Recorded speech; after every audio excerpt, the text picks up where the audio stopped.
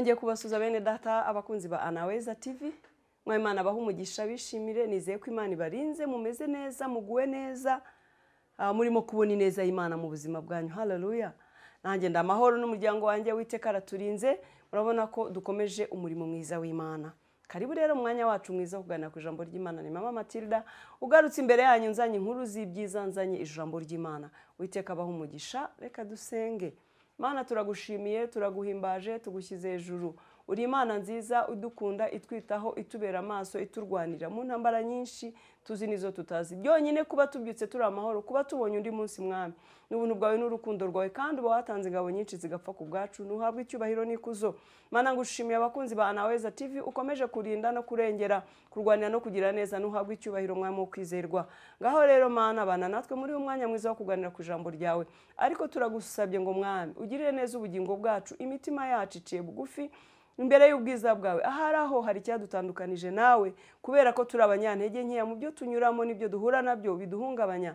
Mwami turakunyize ngo amaraso yawe Kristo atweze, utubabarire utuboneze mwami, kugira ngo twumve ijambo ryawe dutunganye kandi tuboneye mu izina rya Yesu. Ijambo rye rirambwira ngo masengesho y'abanyabyaha uyanga urunuka. Ntago wanga abanyabyaha Mana, uradukunda, cyo wanga ni ibyaha. Mana rero turagusabye ngo ukuri ibyaha muri twebwe kubw'amaraso ya Yesu, utuboneze tuba ibikoresho bizima, tuba abana bazima batungane mubyeyi. Urakoze kubw'imbabazi, urakoze kubw'amaraso wamenye ku bwacu, kandi urakoze kubw'urukundo dukunda rutagira akagero mwami. Hagwe icyubahiro n'ikuzo.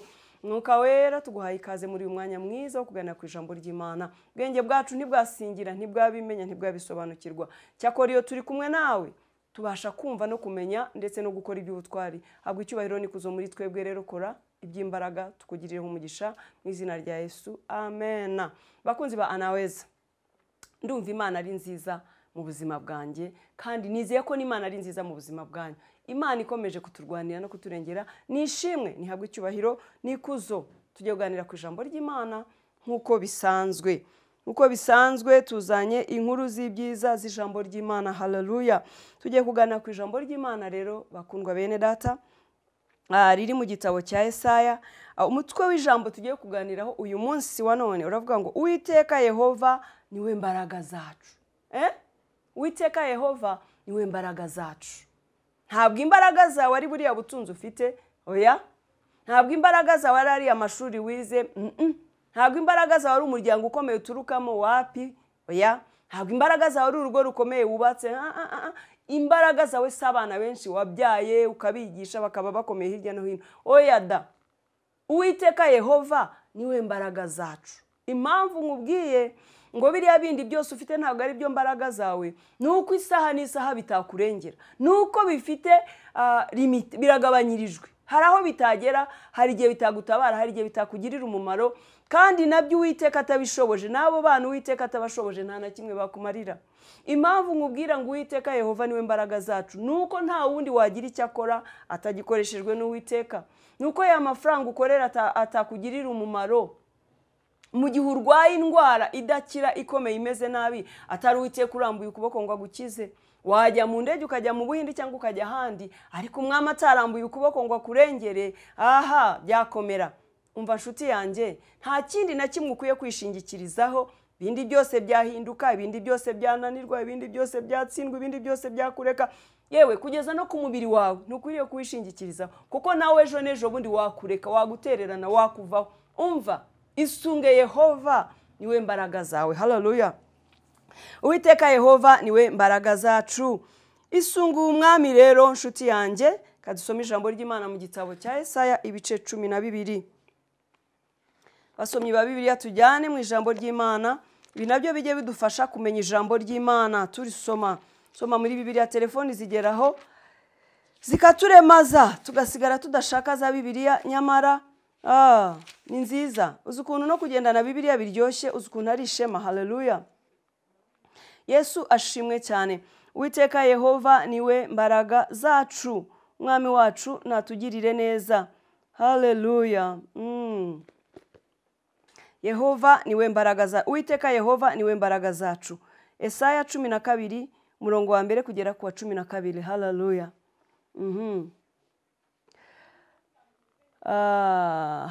uwo munsi uzavuga uti Uwiteka ndagushimira yuko nubwo wandakariraga uburakari bwawe bushize ukampumuriza.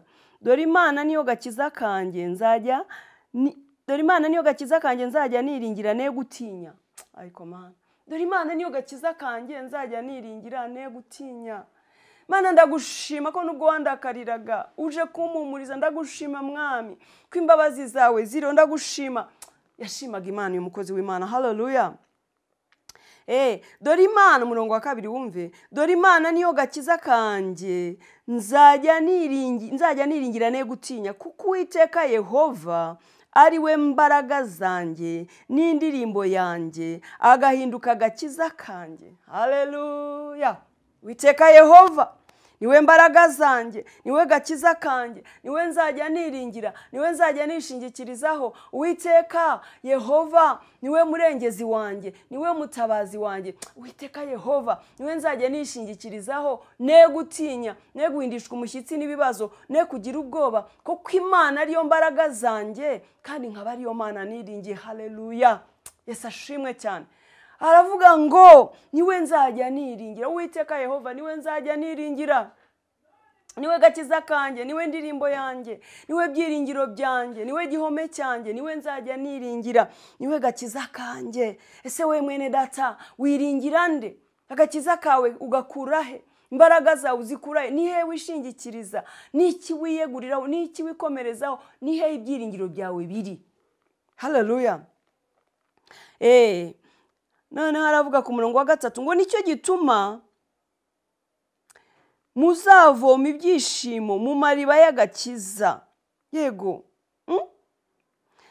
Kandi uwo munsi muzavuga muti nimushime Uwiteka, mwambaza izina rye, mwamamaza imirimo ye mu mahanga, muvuge yuko izina rye rishyizwe hejuru. Haleluya, haleluya, haleluya.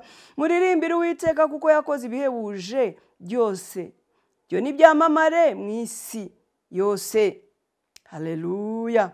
Wa muturage w'i Siyoni we, shyira hejuru uvuge cyane, kuko Uwera wa Isirayeli uri hagati yawe akomeye. Haleluya. Wa muturage we, wa mwana w'Imana we, shyira hejuru, shyira ijwi hejuru, urangurure uvuge kugira neza k'Uwiteka. Uvuge imirimo n'ibitangaza yakoze mu buzima bwawe, uvuge gukomera kw'Imana. Uvuge uti Uwiteka Yehova niwe mbaraga zanjye, niwe rutare rwanjye. Uvuge ngo naho waba unyura mu bikomeye, uvuge ngo naho nanyura mu gikombe cy'igicucu cy'urupfu sinzatinya ikibi, kuko Uwiteka ari kumwe nanjye. Haleluya. Uvuge uti naho abanzi bampagurukira, naho bakwiremera inteko kundwanya, Imana iri mu ruhande rwanjye, ni Imana itananirwa. Uwiteka Yehova niwe rutare rwanjye, imbaraga zanjye. Imana niyo gukomera kwawe, Imana niyo murengezi wawe, Imana niyo byiringiro. Nawe bari kubwira umutima wawe, uvuga ngo mutima wanjye wimpagararamo, komera ko Uwiteka Yehova ari we mbaraga zawe. Bwira umutima wawe ngo wa mutima we, wibura amahoro kuko Imana yawe irashoboye. Imana yanjye ni nyembaraga. Ibwire, ihanurire mwene data, bwira ubugingo bwawe, bwira abagukikije, bwira ibigukikije, bwira ibiguhagurukiye, bwira ibikubuza amahoro. Bibwire ngo Uwiteka Yehova niwe mbaraga zanjye, sinzatsindwa. Bwira abanzi baguhagurukiye ngo wa mwanzi wanjye we ntunyishime hejuru, nubwo nagwa nzabyuka, kuko Imana iri muri jyewe imbere, hari Imana ikomeye ifite imbaraga n'ububasha. Haleluya. Ijambo nanjye riramfashije mwene data. Uwiteka Yehova niwe rutare rwacu, niwe mbaraga zacu, niwe Mana itananirwa.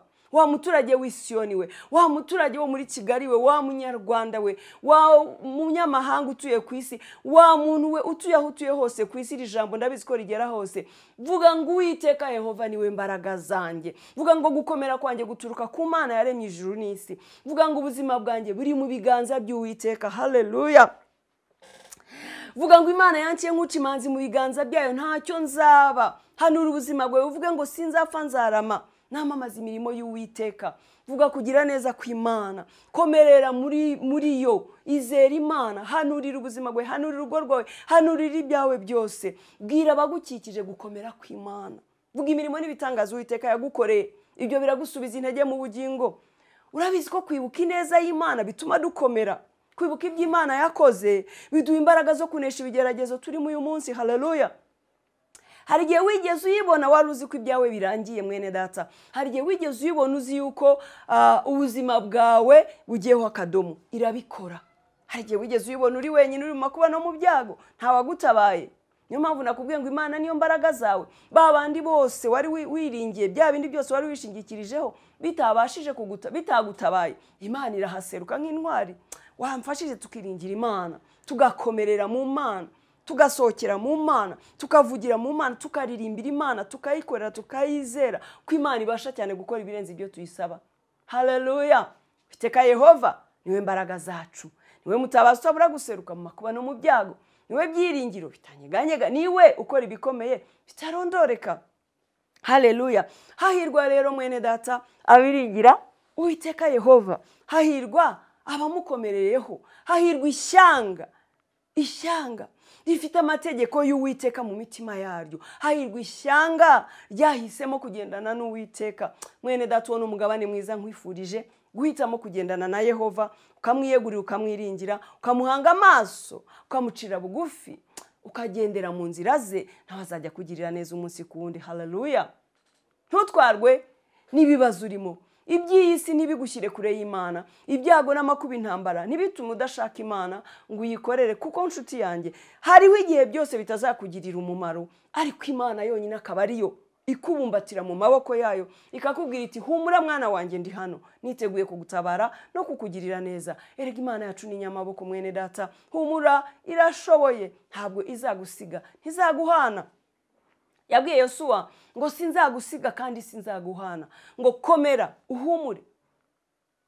Yesu ashimwe cyane. Nanjye naje kubwira ngo humura ukomere, Imana ntizagusiga ntizaguhana, kuko niyo mbaraga zawe, kandi uri uw'agaciro mu maso y'Imana. Wa muturage we, wa muvandimwe we, wa nshuti we, kuko iri jambo ryavugaga ngo abaturage b'i Yerusalemu ngo nimuvuge imirimo y'Uwiteka, nimurangurure. Nanjye ndakubwiye ngo wa mwana w'Imana we, rangurura uvuge gukomera kw'Imana. Ibyo bibazo byawe ubibwire ngo mwabibazo mwe, uyu munsi murahari ariko ejo ntimuzaba muhari kubera imbaraga z'Imana. Ubibwire ngo mwabibazo mwe, ntago nemewe kwitirirwa ibibazo n'agahinda, kuko Imana iri muri jye, ni Imana igira ikikora ikakirema ikagikomeza. Imana niringiye ni Imana inyuranye ibihe.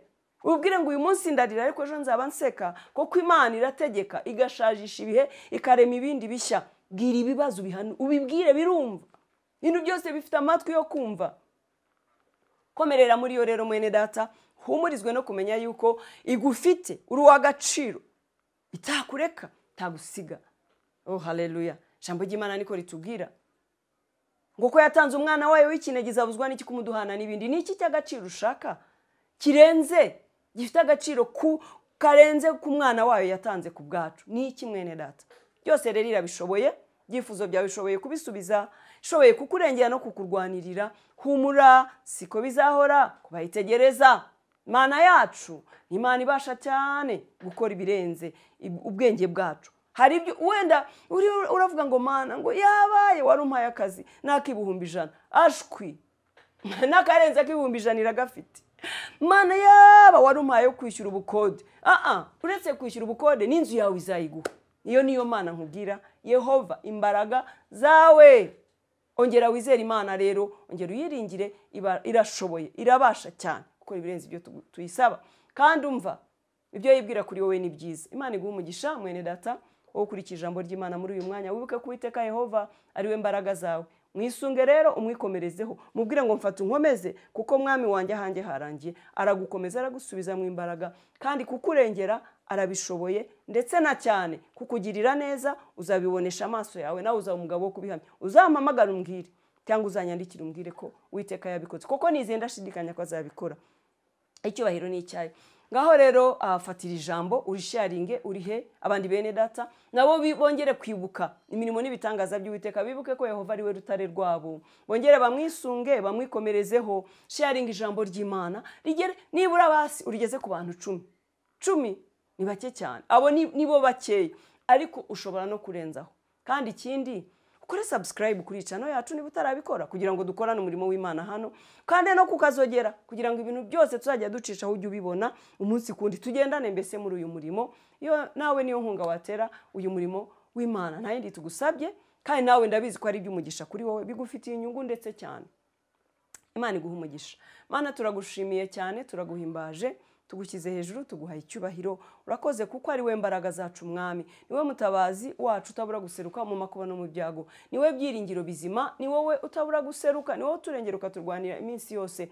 Ngaho mwami gira neza abakunzi ba Naweza bakurikiye ijambo muri uyu mwanya, ubarwanirire, ubarengere, ubatabare, wongere kubibutsa ko ari we mbaraga zabo, kandi ubakomeze mwami. Iri jambo ryera imbuto mu mitima yabo, kandi ribakomeze, bakomere muri uru rugendo, bagwize imbaraga zo kuguhamya no kumenya kugira neza kwawe kwinshi. Nubashyigikire rero, ubagirire neza koko urabishoboye mwami Imana. Baho umugisha aho bari hose, ubiteho ubahaze mu byifuzo byabo byose mwami, kuko uri Imana itananirwa. Ntabwo ugabanyirijwe, ntabwo unaniwe, uri byose muri byose kuba kwizera n'abakwiringira. Reka twese tubone ineza yawe mwami wacu wo kwizerwa. Urakoze mwami kutugiriye neza, urakoze kubw'impamba y'umunsi, icyubahiro n'ikibi cyawe mu izina rya Yesu. Bene data, shalom shalom.